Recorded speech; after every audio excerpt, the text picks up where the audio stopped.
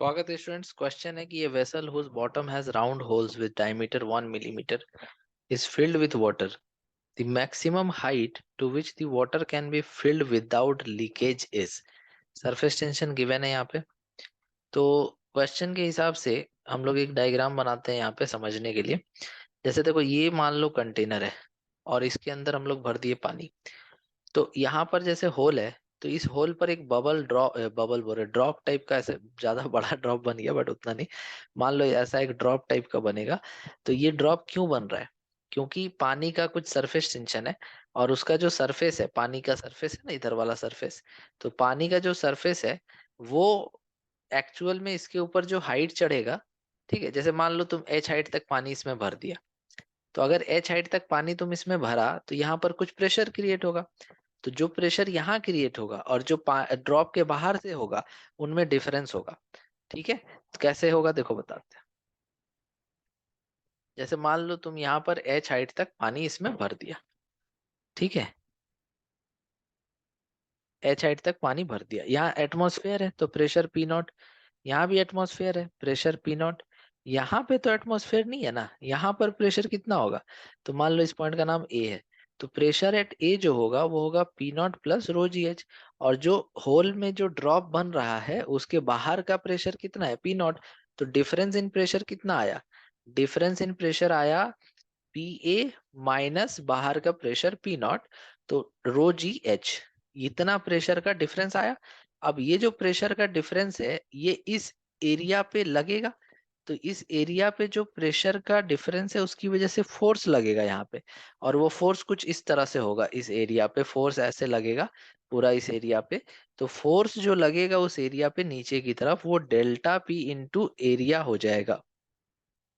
ठीक है, अगर इस फोर्स को बैलेंस ना किया जाए तो फिर ये ड्रॉप क्या होगा?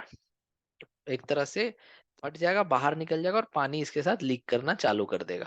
समझ गए? तो एक्चुअल में सरफेस टेंशन जो ड्रॉप ऐसे मेरा यहाँ बना था, तो सरफेस टेंशन का फोर्स इस तरह से लगेगा टेंजेंशियली, जिसका कंपोनेंट्स ब्रेक करेंगे, एक इधर में टी कॉस थीटा और इधर में टी साइन थीटा।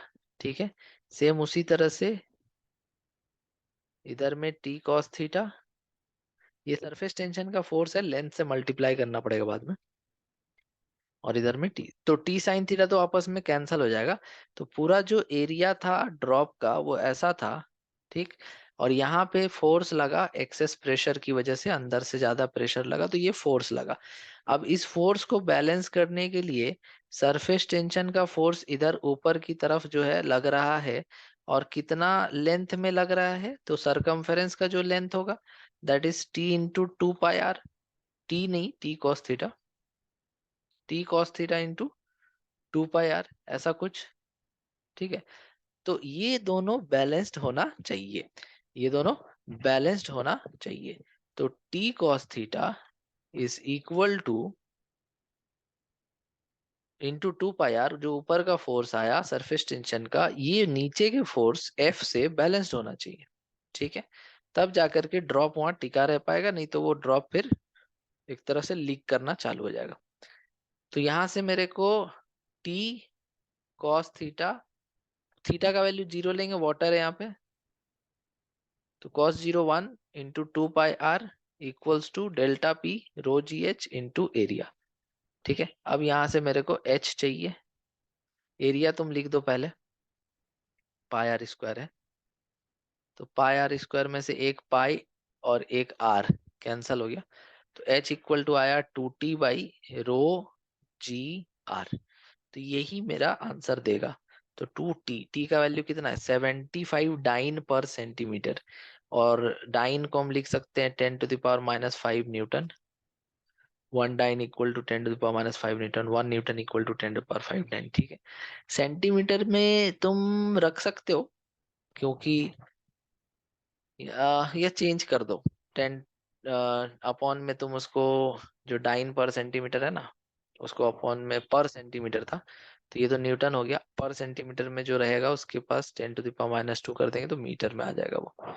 और रो का वैल्यू पानी के लिए 10⁻3 और जी का वैल्यू 10। ठीक है, ऐसे आया। और आर बचा हुआ है, आर कितना दिया हुआ है 1 मिलीमीटर, मतलब 10⁻³ अब इसको हम सॉल्व करने की कोशिश करते हैं। देखो, 2 3 और 2 5, 3 1 4, तो -1 और ऊपर -5, -5 +1 -4, तो 75 × 2 150 × 10⁻⁻4 मीटर आया मेरा आंसर। और ऑप्शन है 3 सेंटीमीटर। Okay, 3 centimetre. तो लेट्स सी, अगर हमने कुछ यहाँ पे कहीं कुछ छोड़ा हो तो देख लेते हैं। ये जो दिया हुआ है यहाँ डायमीटर दिया हुआ है, ठीक है, तो डायमीटर दिया हुआ है तो उसको थोड़ा सा चेंज कर दो और क्या।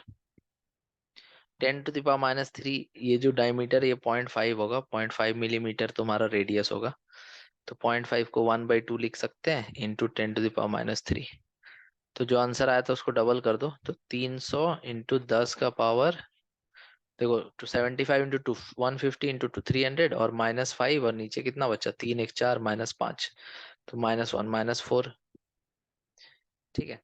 मीटर में आया ये, मीटर में। ओके, तो इसको हम अगर चाहे तो यहाँ पे देखो -5 है और नीचे -1 बचेगा ना, 3 है, 1 4 है और -5 इससे कैंसिल हो गया, तो 10⁻⁻4 होगा।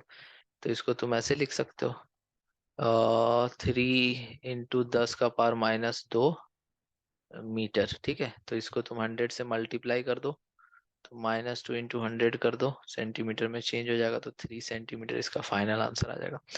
तो इस तरह से क्वेश्चन को पूरा कैलकुलेशन वगैरह करके हम बताएं। एक तरीका और तुमको हम बता सकते हैं, देखो जैसे मान लो हम इसको डिलीट कर दे रहे हैं, एक तरीका और हो सकता है कि जो यहाँ पर ड्रॉप है इस तरह से, तो इसका एक ही फ्री सरफेस है बाहर की तरफ, तो जैसे ये प्रेशर मान लो इनसाइड और प्रेशर ये आउटसाइड, तो एक्सेस प्रेशर तुम पढ़े होगे, pressure inside minus outside is equals to 2T/R, ऐसा कुछ पढ़े होगे एक्सेस प्रेशर। तो ये एक्सेस प्रेशर इनटू एरिया जो कि πr², ठीक है, और प्रेशर इनटू एरिया फोर्स हो गया, और यहाँ पे एक्सेस प्रेशर इनटू, एक मिनट, एक्सेस प्रेशर हो गया अंदर का, ठीक है, हाँ, और इक्वल टू ρgh, तो यहाँ से h इक्वल्स टू 2T/ρgr, ये भी लगा सकते हैं हम, ठीक है। ऐसे तुम पढ़े होगे कि जैसे कोई लिक्विड का ड्रॉप होता है तो अंदर का प्रेशर ज्यादा होता है ना, क्योंकि कर्व अंदर से बन रहा है, इधर से ज्यादा प्रेशर लग रहा है, तो ये हो गया इनसाइड प्रेशर और इधर हो गया आउटसाइड प्रेशर। तो एक्सेस प्रेशर कितना हो गया, P inside minus P outside, ये हम पढ़ाए थे तुमको 2T/R।